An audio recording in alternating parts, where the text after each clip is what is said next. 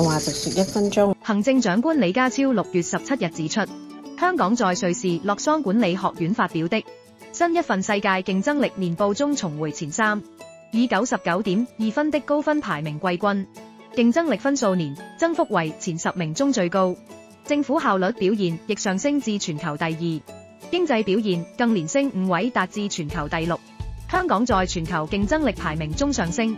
說明政府施政方向正確，施政手段卓有成效，亦證明全力發展經濟的策略的確適合今日之香港。近年來特區政府採取外鬆內緊的執政風格，面對市場政府拆牆鬆綁，放寬各類限制刺激經濟，實現百花齊放的多元發展局面。政府一面打造寬鬆自由的營商氛圍，一面嚴以待己削減開支及提升效能，才取得如今各行各業欣欣向榮，社會運作穩定有序的局面。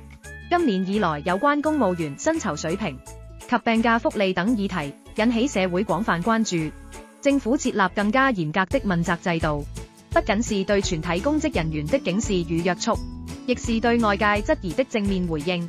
展現出擔當與魄力。市民對公務員群體的持續關注，其實側面反映出在疫後振興經濟、建設民生的過程中，社會越加依仗政府施政方向與政策，此次排名上升，